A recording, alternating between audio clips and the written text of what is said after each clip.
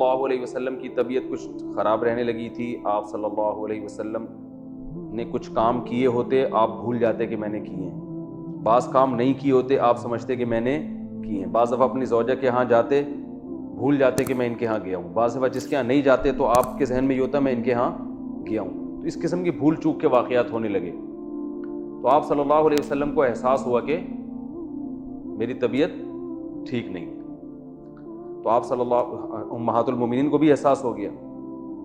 تو نبی صلی اللہ علیہ وسلم نے امی عائشہ رضی اللہ تعالی عنہ سے ذکر کیا کہ میں نے اللہ سے دعا مانگی تھی کہ میری اس مرض کو اللہ تعالیٰ ٹھیک کر دے. تو یہ بالکل صحیح احادیث ہیں جو میں آپ کے سامنے بیان کر رہا ہوں. تو رسول اللہ صلی اللہ علیہ وسلم نے فرمایا امی عائشہ سے کہ میں رات کو جب لیٹا ہوں بستر پہ تو دو فرشتے انسانی شکل میں میرے قریب آ کے کھڑے ہو گئے, ایک میرے سرہانے پر اور ایک میرے پاؤں کی طرف, اور دونوں کھڑے ہو کر آپس میں بات کرنے لگے. ایک نے کہا, دوسرے فرشتے سے کہا کہ تمہیں معلوم ہے کہ محمد صلی اللہ علیہ وسلم کو کیا مرض ہے, ان کو کیا بیماری ہے؟ دوسرے نے کہا کہ ان پر جادو ہوا ہے. تو فرشتے نے پوچھا کس نے کیا جادو؟ انہوں نے بتایا کہ لبید ابن اسم ایک یہودی ہے, اس نے جادو کیا ہے. تو پھر ایک فرشتے نے, یہ کانورزیشن ہو رہی ہے آپس میں نا, جو انسانی شکل میں آئے تھے ان کی آپس میں بات چیت ہو رہی ہے. اس نے کہا کہ کہاں کیا ہے اور کیسے کیا ہے جادو؟ تو انہوں نے بتایا کہ بھائی یہ جو کھجور کی چھال ہے نا, اس پہ کیا ہے, اور اس کی جو کھجور کی ایک تانت ہوتی ہے, دھاگے ہوتے ہیں, ان دھاگوں پہ گرہیں لگا کے ان گرہوں پہ جادو پڑھ کے یہ نبی صلی اللہ علیہ وسلم پہ یہ جادو کیا گیا. وہ تانت ہوتی تھی جس سے وہ جو تیر کی کمانیں بنائی جاتی تھیں پہلے زمانے, بہت مضبوط ہوتی تھی وہ. تو کھجور کی چھال پہ کیا ہے اور تانت پہ گرہیں لگا کے اس پہ پڑھ کے اس میں 11 گرہیں لگائی ہیں. تو وہ 11 گرہیں لگا کے اس پہ جو ہے نا کچھ پڑھ کے جادو کیا آپ صلی اللہ علیہ وسلم نے. کہاں کیا ہے؟ تو بتایا کہ وہ بنو زریق کا ایک کنواں ہے, اس کنویں کے اندر اس جادو کو انہوں نے رکھا ہے. تو یہ وہ ان کی آپس کی بات چیت ہوئی اور وہ دونوں فرشتے چلے گئے. آپ صلی اللہ علیہ وسلم جب صبح اٹھے ہیں تو آپ صلی اللہ علیہ وسلم صحابہ کی ایک جماعت کو لے کر گئے, اس کنویں میں جا کے آپ نے تلاش کیا. تو وہاں سے وہ اس کنویں کے اندر ایسے وہ جادو نکلا, کھجور کی چھال تھی, اس کے اندر ایک دھاگا اور گرہیں لگی ہوئی تھی, جو بھی تھا حساب کتاب. تو نبی صلی اللہ علیہ وسلم نے اس کو نکال دیا اور اس کو دفن کر دیا. جب پھر اس کے بعد آپ صلی اللہ علیہ وسلم کی طبیعت ٹھیک ہو گئی. تو آپ نے پورا امی عائشہ کو واقعہ سنایا اور فرمایا کہ جب میں اس کنویں پہ گیا تو اس کنویں کا پانی ایسے گدلا ہو رہا تھا جیسے مہندی کا پانی ہوتا ہے, اور اس پہ جو کھجور کے درخت تھے نا, ان کے جو پھل ایسے لگ رہے تھے جیسے سانپ کے پھن, بڑا ایک وحشتناک قسم کا منظر تھا. تو حضرت عائشہ رضی اللہ تعالیٰ عنہ فرماتی ہیں کہ یا رسول اللہ آپ نے اس کو جلا کیوں نہیں دیا؟ تو آپ نے فرمایا کہ اس سے اور زیادہ شر پھیلے گا. تو اس کی محدثین نے, شارحین نے وجہ بیان کی ہے کہ اگر وہ جلاتے تو سب کو پتہ چل جاتا اور باتیں بنتی, اور ظاہر ہے برائی کا تذکرہ جتنا ہوتا ہے اس سے شر اور زیادہ پھیلتا ہے, لوگ وہ طریقہ سیکھ لیتے جادو کا. تو اس لیے آپ صلی اللہ علیہ وسلم نے اس کو کیا کر دیا؟ دفن کر دیا اس کو. تو اس کے بعد یہ دو صورتیں نازل ہوئیں, سورہ فلق اور سورہ ناس, اور ان کو پڑھنے کا نبی حضرت جبریل نے آپ صلی اللہ علیہ وسلم کو حکم دیا کہ رات کو آپ ان کی تلاوت کریں. تو نبی صلی اللہ علیہ وسلم جب یہ صورتیں نازل ہوئیں تو ان کے ساتھ قل هو اللہ احد بھی ملاتے, سورہ فلق اور سورہ ناس, یہ تینوں صورتیں آپ جب بھی رات کو آرام فرماتے, تینوں صورتیں, اس کا سنت طریقہ کیا ہے کہ بغیر بسم اللہ کے آپ نے قل هو اللہ پڑھنی ہے, پھر سورہ فلق پڑھنی ہے, پھر سورہ ناس پڑھنی ہے. اس کے بعد آپ نے اپنے ہاتھ پہ پھونک مارنی ہے, پھر وہ جہاں جہاں آسانی سے ہاتھ چلا جائے وہاں وہ ہاتھ پھیرنا ہے, پیچھے بھی اور سامنے بھی. پھر اس کے بعد دوبارہ یہ عمل کرنا ہے, تینوں صورتیں پڑھ کے پھر تیسری دفعہ یہ عمل کرنا ہے. تو یہ طریقہ نبی صلی اللہ علیہ وسلم نے ہمیشہ اس کو اختیار کیا تاکہ جادو سے آپ صلی اللہ علیہ وسلم کی حفاظت رہے. تو کہ اس جیسی صورتیں پورے قرآن میں نازل نہیں ہوئی ہیں. تو اب سوال یہ پیدا ہوتا ہے کہ یہی الفاظ سورہ فاتحہ کے بارے میں بھی ہیں. آپ صلی اللہ علیہ وسلم نے فرمایا کہ سورہ فاتحہ جیسی صورت پورے قرآن میں کوئی بھی نہیں. تو اس کی تشریح دوسری حدیث میں آتی ہے کہ آپ صلی اللہ علیہ وسلم نے فرمایا کہ بطور رقیہ کے, یعنی یہ جادو اور یہ جو ہے نا اس طرح کی چیزوں کے علاج کے لیے سورہ فلق اور سورہ ناس جیسی صورت پورے قرآن میں نہیں ہے. دوسری حدیث میں اس کی تشریح. تو پتہ یہ چلا کہ سورہ فاتحہ جو سب سے افضل صورت ہے وہ اپنے مضامین کے لحاظ سے کہ اس میں توحید ہے, اللہ سے دعا مانگی گئی ہے, انعام یافتہ لوگوں کا راستہ مانگا گیا اور بار بار نمازیں پڑھی جاتی ہے. اور سورہ فلق اور سورہ ناس کی افضلیت اس وجہ سے ہے کہ یہ سب سے افضل ہے بطور علاج کے. تو نظر ہے, جادو ہے, اس قسم کی, یا حاسدین کا حسد ہے, جیلیسی میں لوگ آپ کو نقصان پہنچاتے ہیں نا, تو اس قسم کے نقصانات سے بچنے کے لیے سب سے بہترین صورت جو نازل کی گئی ہے وہ کون سی ہے؟ وہ سورہ فلق اور سورہ ناس. یہ تو ان صورتوں کی فضیلت تھی اور ان کا شان نزول تھا. آگے ان کی تفسیر کیا ہے؟ اللہ تعالیٰ نے فرمایا قل اعوذ برب الفلق, اے نبی آپ کہہ دیجئے کہ میں صبح کے رب کی پناہ میں آتا ہوں. اللہ تعالیٰ کو ان کی صفات کا جب واسطہ دیا جاتا ہے تو پھر اللہ کی رحمت جوش میں آتی ہے اور جو مانگو وہ آپ کو عطا کیا جاتا ہے. یہ انسان کی فطرت ہے. آپ جب کسی سے قرضہ مانگنے کے لیے جاتے ہیں تو اس کی صفات کو ہائی لائٹ کرتے ہیں, یار آپ بڑے سیٹھ ہیں اور میں آپ کے پاس اس لیے آیا ہوں کہ آپ ایک تو مالدار ہیں, اللہ کا دیا آپ کے پاس بہت کچھ ہے, اور دوسری آپ کی طبیعت بھی ہمیں معلوم ہے کہ آپ جو ہے وہ کنجوس نہیں ہیں, آپ سخی ہیں. اس طرح کی جب صفات بیان کی جاتی ہیں انسان خوش ہوتا ہے, کہتا ہے چلو بھائی.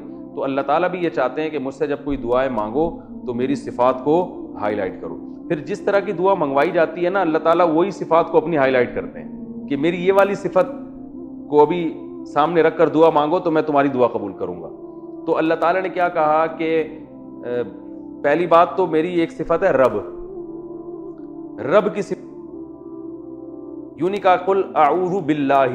عام حالات میں ہمیں حکم دیا اعوذ باللہ من الشیطان الرجیم, میں اللہ کی پناہ میں آتا ہوں شیطان سے جو مردود ہے.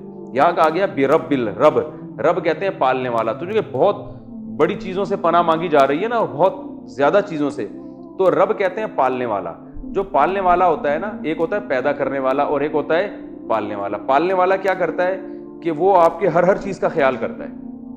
دیکھیں آپ گھر میں کتا پالتے ہیں, بلی پالتے ہیں, تو پالنے کا مطلب یہ ہوتا ہے آپ ہر قسم کی کیئر کا انتظام آپ نے خود کرنا ہے. بلی بھی جو لوگ پالتے ہیں نا تو وقت پہ اس کو کھانا دینا, پھر سردی میں جو ہے نا گرم جگہ پہ رکھنا اور گرمیوں میں انتظام کرنا.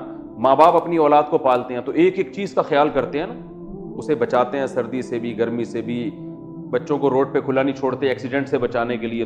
تو اللہ تعالیٰ نے کہا کہ میری جو صفت ہے نا پالنے والا, اس صفت کو ہائی لائٹ کرو تو مجھے میری رحمت کو جوش آئے گا. بھائی میں تو تمہیں پالنے والا ہوں, تو آگے جن چیزوں سے تم پناہ مانگ رہے ہو میں تمہیں ان سے پناہ میں رکھوں گا, کیونکہ میرا کام کیا ہے؟ تمہیں پالنا. یعنی پالنا کہتے ہیں تدریجاً کسی چیز کو ترقی دینا. جیسے آپ بکری پالتے ہیں نا, اتنا سا بچہ لایا, کھلا کھلا کے ایسے کر دیا, اس کو کہتے ہیں پالنا. یعنی تدریجاً آہستہ آہستہ کسی چیز کو تنزل سے ترقی کی طرف لے کر آنا, اس میں بڑی کیئر کرنی پڑتی ہے. تو اس لیے اللہ نے یہاں اپنی صفت رب کو ہائی لائٹ کیا. آگے اللہ نے فرمایا قل اعوذ برب الفلق, صبح کے رب کی پناہ مانگتا ہوں. اور صبح بھی بالکل صبح. تو وجہ کیا ہے کہ اللہ نے یہ بتایا کہ رات کی تاریکی جو ہے نا وہ انسان کے لیے نقصان دہ چیز ہے. دنیا میں جتنے جرائم رات کے اندھیرے میں ہوتے ہیں, رات کو آپ کہیں باہر سو, ڈر ہوتا ہے کوئی جانور نہ کاٹ لے آپ کو, اور رات کو گھروں میں حادثے ہوتے ہیں, آگ لگنے کا خطرہ ہوتا ہے. حدیث میں آتا ہے رات کو چراغ گل کر کے سو, بعض دفعہ چوہا کیا کرتا ہے وہ گرا دیتا ہے اور وہ آگ لگ جاتی ہے. تو حوادث کا خطرہ رات میں دن سے, ایکسیڈنٹ رات میں زیادہ ہوتے ہیں, صحیح طرح روشنی میں نظر نہیں آتا. اسی طرح جنات اور یہ جو بلائیں ہیں یہ رات میں زیادہ ہوتی ہیں, چوریاں ڈکیتیاں رات میں زیادہ ہوتی ہیں. روشنی بھرپور نہ ہونے کی وجہ سے رات میں جو شر کا عنصر ہے وہ دن سے زیادہ ہے. اور کچھ بھی نہ ہونا رات میں, رات بذات خود ایک ڈراؤنی چیز ہے. اگر یہ تو آج کل لائٹنگ ہے نا, اندھیرا پورے ہوتے نہیں, ورنہ گھپ اندھیرا اچھوں کو ڈرا دیتا ہے. گھپ اندھیرا ہونا اور آپ بیٹھے ہوئے ہوں. دیکھیں دن میں آپ قبرستان جاؤ, لوگ جاتے ہیں, یہی اندھیرے میں کبھی قبرستان جا کے دکھائیں. ہم نے بڑے بڑے فنٹروں کو دیکھا ہے, وہاں اندھیرے میں نا جب گھپ اندھیرا ہو قبرستان میں اکیلے نہیں بیٹھ سکتے. بہت لوگوں نے ایک دوسرے کے ہم جو بیٹھیں گے ڈرتے ہیں, نہیں بیٹھ سکتے. تو رات بذات خود ایک ڈراؤنی چیز ہے. تو اللہ فرماتے ہیں کہ پوری دنیا پہ میں رات مسلط کرتا ہوں اور اپنی قدرت سے پھر اس رات کو ختم کر دیتا ہوں. تو جو رب اتنے بڑے شر اور اتنے پھیلے ہوئے شر سے لوگوں کو بچا کے صبح کی روشنی میں لا سکتا ہے تو وہ باقی شروں سے تمہیں کیوں نہیں بچا سکتا. یہ قرآن کی بلاغت ہے. تو اللہ نے کہا قل, اے نبی آپ ان سے کہہ دیجئے اعوذ, اے اللہ میں پناہ مانگتا ہوں, پناہ میں آتا ہوں, برب الفلق, اس رب کی پناہ میں جو صبح کا خالق ہے, صبح کو پیدا کرنے والا, جو کیسے گھپ اندھیروں میں ایک دم صبح کی کرنیں پھوڑ دیتا ہے, کیسی صبح کی روشنیاں اجالش, کتنا اچھا لگتا ہے. آج کل تو لوگ صبح پڑے ہوئے سو رہے ہوتے ہیں, لیکن حقیقت میں ہے کہ آپ گاؤں دیہاتوں میں جا کے وقت گزاریں, رات کا اندھیرا جب ختم ہوتا ہے نا, صبح کی کرنیں پھوٹتی ہیں, بڑا خوبصورت منظر ہوتا ہے, سارے چرند پرند نکلتے ہیں, انسان بھی نکلتا ہے, وحشت ختم ہو جاتی ہے. تو اس رب کی پناہ مانگی گئی ہے, کس چیز سے؟ من شر ما خلق, ہر اس چیز کے شر سے جس کو اللہ نے پیدا کیا.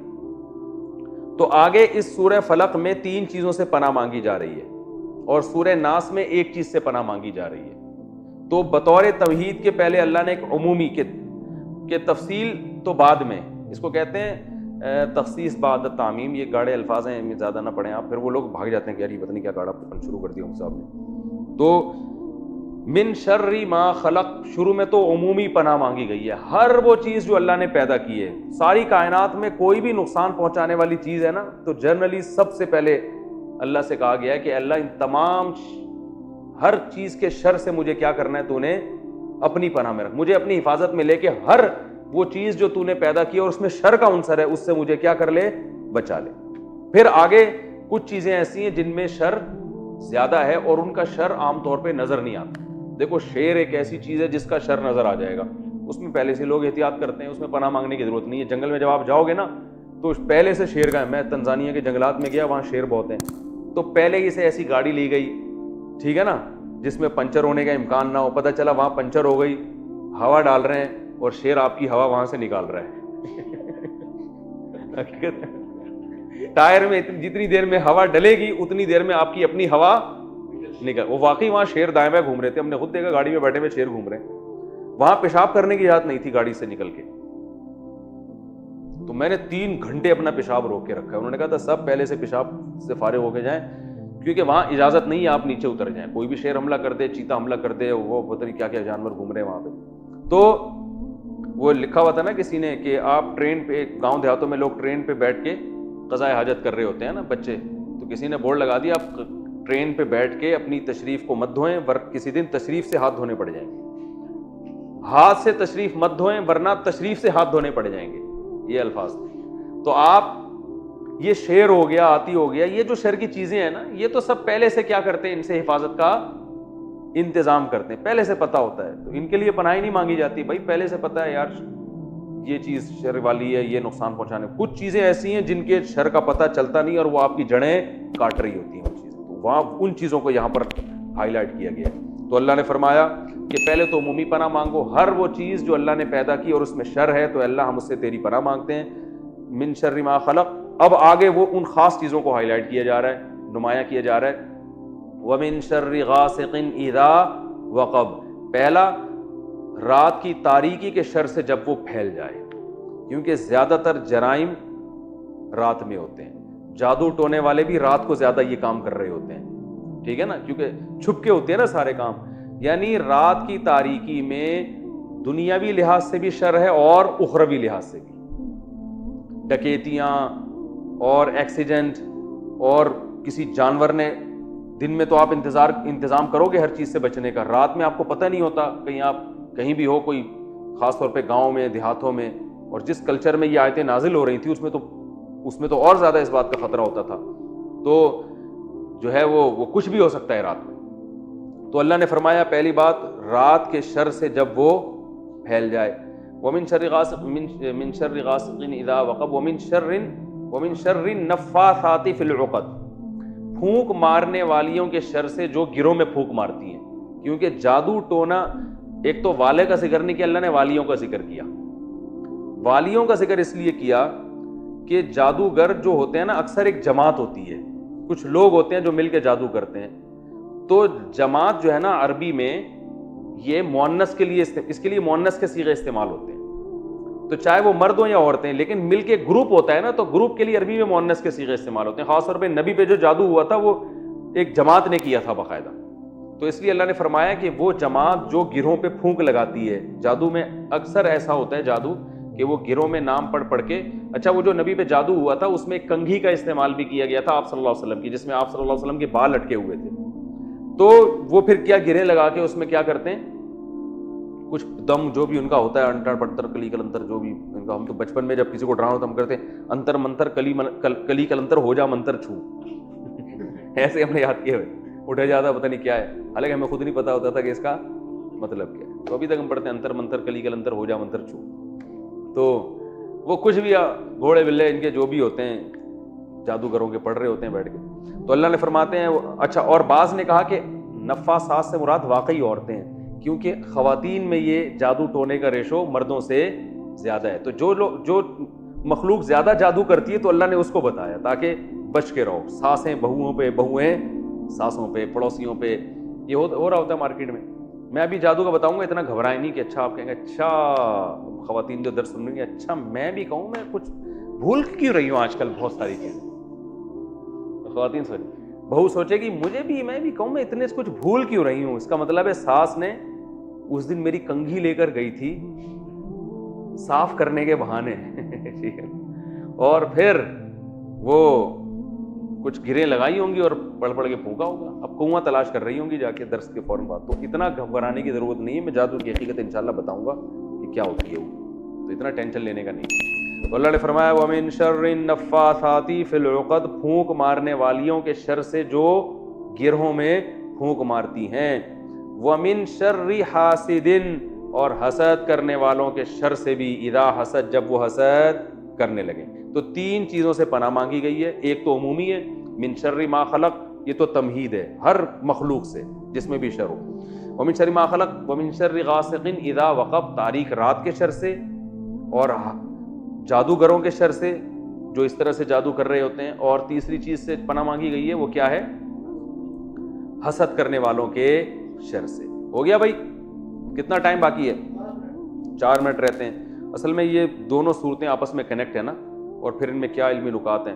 تو چلے میں اگلی صورت کا بھی بتا دیتا ہوں. اگلی صورت میں کیا, اس میں جو علمی نکات ہیں کہ ان میں 3 سے کیوں پناہ مانگی گئی, ان میں 1 سے کیوں پناہ مانگی گئی, اور یہ اس کا شر ہوتا کیسے ہے, یہ ساری تفصیل پھر میں اگلے لیکچر میں بتاؤں گا. ابھی میں صرف 3 منٹ ہے نا, بس یہ ہو جائے گا. اگلی صورت میں پناہ مانگی گئی ہے قل اعوذ برب الناس, میں لوگوں کے رب کے ذریعے پناہ مانگتا ہوں. ملک الناس, جو لوگوں کا بادشاہ بھی ہے. الہ الناس, لوگوں کا معبود بھی ہے. تو پہلے تو صرف رب کی بات تھی, اب تو اللہ کو اور صفات کا واسطہ دیا جا رہا ہے. اللہ تو ہمارا رب بھی ہے, تو بادشاہ بھی ہے, اور تو وہ ذات ہے جس کی ہم عبادت کرتے ہیں, یعنی قابل عبادت بھی تو ہی ہے. ہر بادشاہ تو قابل عبادت نہیں ہوتا نا. ملک الناس الہ الناس من شر الوسواس, صرف ایک چیز سے پناہ مانگی گئی ہے صورت میں. پچھلی صورت میں 3 چیزوں سے, اور اس صورت میں ایک چیز سے پناہ مانگی. وہ کیا ہے؟ وسوسے کرنے والوں کے شر سے, جو وسوسے کر پیچھے ہٹ جاتے ہیں. پیچھے کیوں ہٹتے ہیں؟ کہ جو بھی وسوسے والا ہوتا ہے نا, وہ تھوڑا سا کام کرے گا اور پھر پتلی گلی سے نکل جائے گا. انسان بھی یہی کرتے ہیں, بس وہ کچھ نہ کچھ چکر میں ڈال کے کیا کرتے ہیں, راستہ اپنا, وہ ہمیشہ آپ کا ساتھ نہیں دیتے. ان کا کام ہوتا ہے کنفیوز کر کے چھوڑ دینا. اور شیطان بھی یہ کرتا ہے, جنات, وہ دل میں وسوسہ ڈالتے ہیں. جب ہم اللہ کا ذکر کرتے ہیں تو فوراً وہ بھاگ جاتا ہے, وہ بھی قرار نہیں ہوتا اس کو دل میں. تو حدیث میں آتا ہے جیسے ہی کوئی اللہ کا ذکر کرتا ہے نا, شیطان اپنی سونڈ فوراً پیچھے کرتا ہے جو دل میں برے خیالات ڈال رہا تھا. تو انسان من شر الوسواس الخناس, جو پیچھے ہٹتے ہیں, یعنی ان کی کمزوری بتائی ہے کہ پیچھے ہٹتے ہیں, اور ان کی بزدلی اللہ نے اس میں واضح کی ہے. لیکن ہیں بڑے خطرناک, ہیں ایسے کہ فوراً بھاگ جائیں گے لیکن کام بہت خراب کر کے جاتے ہیں. وہ کام کیا؟ الذی یوسوس فی صدور الناس, لوگوں کے دلوں میں وسوسے ڈال دیتے ہیں. اور ظاہر ہے جب انسان کے دل میں وسوسے آتے ہیں تو وہ کسی بھی ایک ہدف کی طرف پھر دل جمعی کے ساتھ نہیں چلتا. آپ کو ایک منزل ہے نا, آپ نے وہاں جانا ہے, آپ کے دل میں وسوسہ ڈال دیا کہ یہ پتہ نہیں میری گاڑی اس ٹریک پہ چل, وہ منزل تک یہ راستہ وہاں جاتا بھی ہے کہ نہیں جاتا, تو آپ کی گاڑی میں پھر وہ اسپیڈ رہے گی نا. آپ کو ڈر لگا رہے گا پتہ نہیں میں منزل سے اور دور تو نہیں ہو رہا کہیں, تو جوش جذبہ ختم ہو جائے گا. ان لوگوں کی زندگی میں طاقت اور جان ختم ہو جاتی ہے. تو من شر الوسواس الخناس الذی یوسوس فی صدور الناس, جو لوگوں کے دلوں میں وسوسے ڈالتے ہیں. من الجنۃ والناس, یہ جنات میں سے بھی ہیں اور انسانوں میں. جنات شیطان ہوتے ہیں, یعنی شیطان بھی یہ کام کرتا ہے اور انسان بھی یہ کام کرتے ہیں. یہ دونوں بہت اہم صورتیں ہیں, اس لیے اگلے درس میں پھر انشاءاللہ ان کی مزید تفصیل بیان کروں گا. اور یہ بہت اہم صورتیں ہیں, اس کو ہماری جو پریکٹیکل لائف کے لیے نا, اس کو کامیاب کرنے کے لیے ہمیں اس میں بہت بہترین اسباق ملتے ہیں. اللہ تعالیٰ سمجھنے کی, عمل کرنے کی